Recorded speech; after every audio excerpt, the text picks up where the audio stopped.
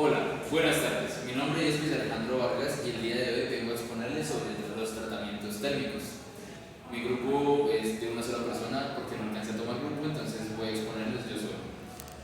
Esta exposición va más que todo enfocada hacia la clase de procesos de conformado.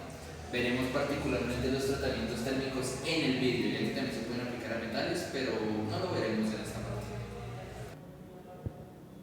Hoy vamos a ver ciertas aplicaciones, ciertas técnicas que se tienen sobre el vidrio para generar un tratamiento térmico. También entenderemos ese tratamiento térmico como aquel proceso por el que vamos a utilizar el calor para transformar un material débil o quebradizo en un material fuerte y confiable.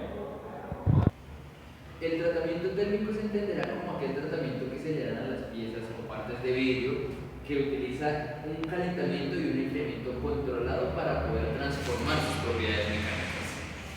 Tres técnicas que son bastante conocidas y son casi las más utilizadas serían el recocido, que lo utilizamos para poder eliminar tensiones internas del material, el templado, que nos va a permitir aumentar su resistencia o aumentar su dureza, y como dato curioso, el vidrio templado es entre 5 y 6 veces más fuerte que el vidrio normal. Y por último, también tiene la misma función del templado, refuerza su superficie, pero es por medio de un intercambio iónico, que es otro tipo de proceso. Tiene la misma funcionalidad, pero por otro medio diferente. Los elementos que intervienen particularmente a la hora de poder fundir o trabajar el tratamiento térmico del vidrio son los hornos de recocido. Estos hornos son hornos industriales bastante grandes que tienen diferentes características. Una de sus principales es que están revestidos con ladrillos de cerámica. Como un dato curioso, estos hornos no se pueden apagar ni siquiera de noche. O bueno, realmente no es que no se puedan apagar. Lo que sucede es que en la industria nosotros tenemos la costumbre de medir todo en costos, gastos, etcétera, etcétera, y apagar un horno y recalentar ese horno nos podría salir mucho más caro o inclusive generarnos daños a la maquinaria, ya que al estar con esos ladrillos de cerámica, un calentamiento lento y un enfriamiento lento pueden generar grietas en el material. En estos sistemas también aparecen los sistemas de enfriamiento. Particularmente utilizamos los que utilizan chorros de aire a presión ultrafrío para poder templar el vidrio. Básicamente es el proceso de templado. Utilizamos aire frío ya que a la hora de querer utilizar quizás un líquido de diferentes cosas pueden generar una deformación en el material. Aparecen también los baños de sales fundidas para el intercambio iónico. Estos serían contenedores llenos de disoluciones de sales para poder generar el intercambio de electrones y que electrones más grandes reemplacen a más pequeños, generando una compresión superficial. En este punto también podemos apreciar las materias primas que irán apareciendo, ya que nuestro vidrio debe tener una base muy específica para la tarea que lo vayamos a desempeñar. Las bases pueden componerse de sílice, sodio, calcio y a veces boro o óxidos metálicos. Fuera de esto también aparece el nitrato de potasio, KNO3, que generalmente son claves en procesos avanzados como el que da origen al Gorilla Glass. Más adelante hablaremos de este tipo de vidrio y sus aplicaciones. Ya para este punto, lo que vamos a ver que nos afecta son las técnicas principales que se utilizan. Recuerdan que los mencioné al inicio, veremos estas tres técnicas a profundidad para entender qué las compone y cuáles son las partes o sus puntos críticos que nos ayudan a desarrollar un material tan útil. Primero hablaremos del recocido. El vidrio se calienta a unos 500 grados centígrados y se enfría muy lentamente, incluso por horas. ¿Por qué? Si se enfría de golpe se crearían tensiones en el material, dando lugar a que sea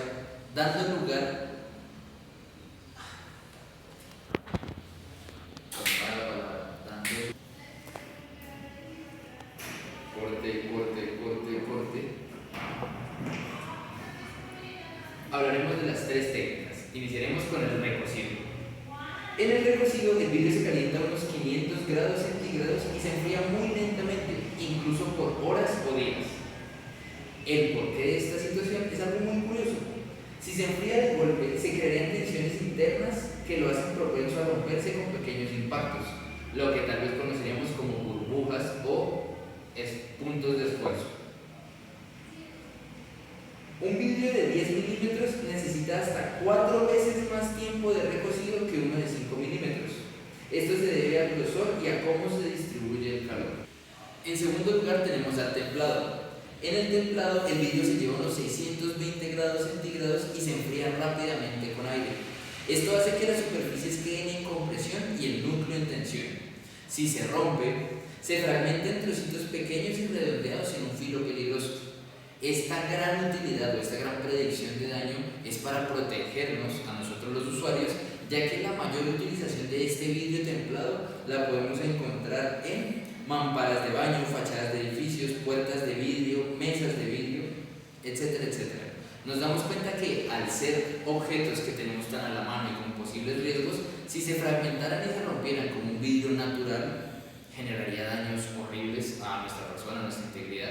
Pero gracias a la estrategia de templado podemos no garantizar que no haya cortes porque los puede haber, pero podemos reducir el riesgo de humo. Por último, veremos el intercambio iónico.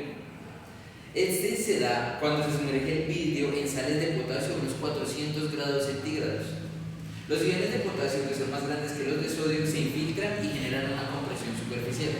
Este método de fabricación es el que emplea el popular vidrio llamado Gorilla Glass.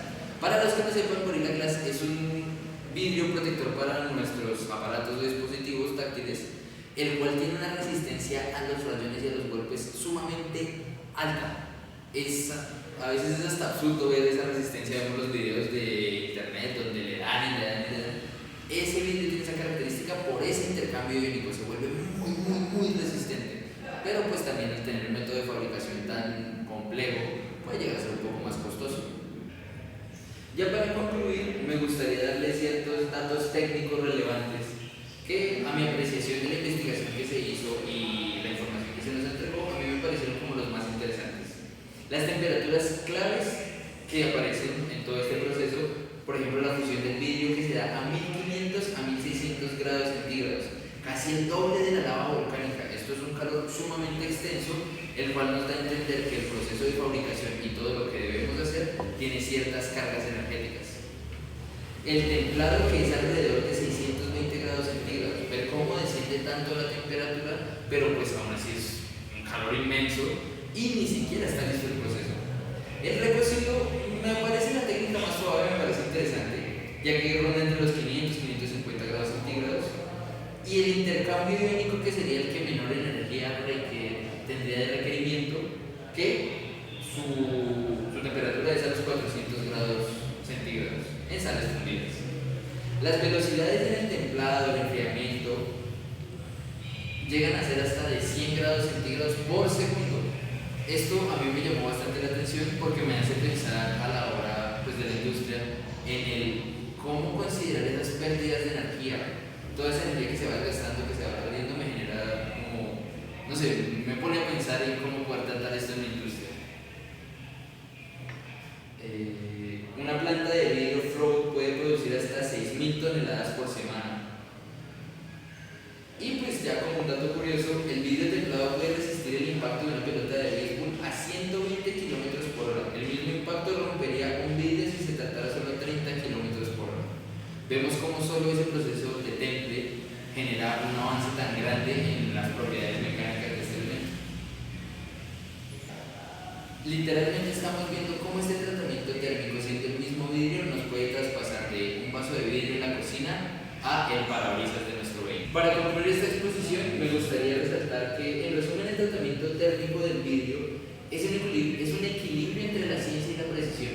Creo yo que puede llamar a lo que nos han enseñado en clase referente a la técnica y la tecnología, como todo tiene su técnica, todo tiene esa parte futurista, pero a la vez necesitamos ciertas normas obligatorias que se siente como un arte prácticamente.